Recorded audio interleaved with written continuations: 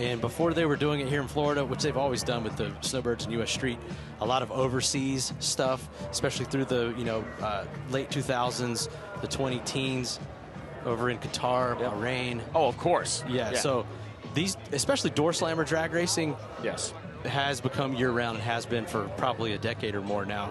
And then we're just kind of sort of capitalizing on these guys' insatiable appetite to run these cars.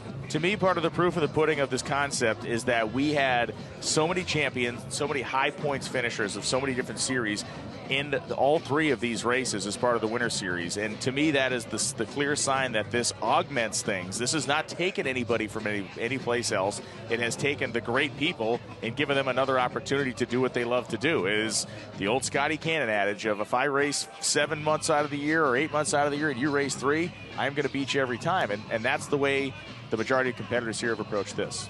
Yep, and we don't want to take away or pull. A lot of times you'll see classes kind of splinter, where there are too many options, too many dates that overlap, and we don't want to pull away from those series. We wanted to augment it, like you said, and take all the best drivers from Midwest Drag Racing Series, PDRA, NHRA, you name it, and throw them together here in one big arena as we start the season. Yeah, and I think for me, it's going to be telling to watch Dmitry Samorukov in less than a week when that car hits the racetrack for qualifying session 1 and it goes out there, and if it does what it seems like it wants to do here, then that's kind of a testament to the value of getting out there and putting runs on your race car before you really start what would be your long-term dedicated season. And the Pro Mod finals in the lanes as well. Punctuality, these guys.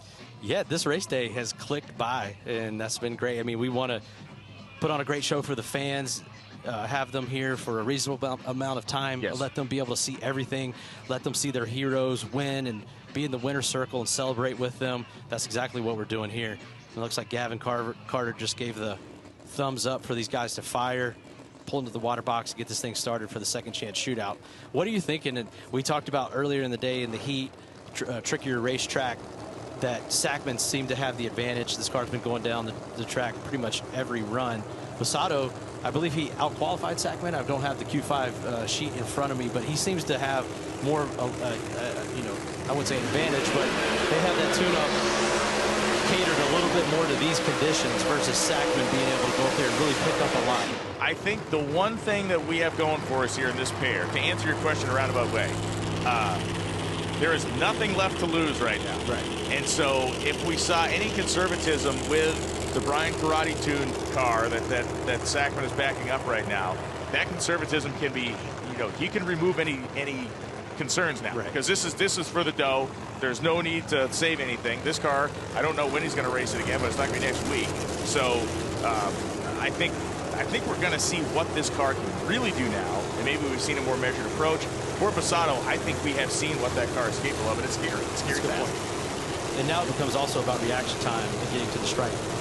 So here in the final round of this second chance shootout, it's no longer about just ET, which is what the rounds have been prior to now. It becomes a traditional drag race where first one to the stripe wins. So these guys, in that regard, Sackman, we talk about him being a pure driver, driving multiple other cars with his family.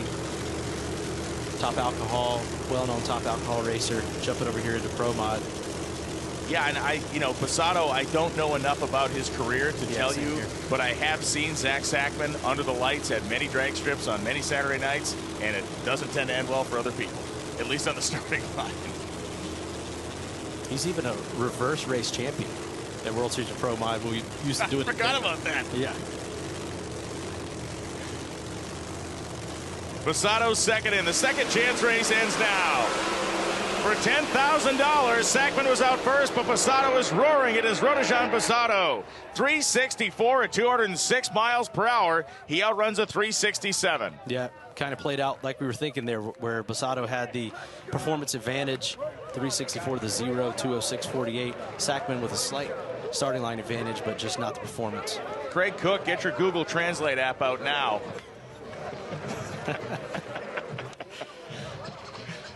So we're going to watch this one again, man. What a just a hammer and run here for Busato. Drifted to the center. He was getting close there, but hanging with it in this final round, you're going to drive it further than you would in these previous rounds. And great for those guys. Fuel Tech FT injector on the side. Great to have the support of that whole crew. I know Luis and Anderson, all the guys at Fuel Tech are involved and hanging with those guys, probably calling some of the shots. And we'll see them in the winner's circle. And then there were 2 cars yet to run. And a huge thank you to all of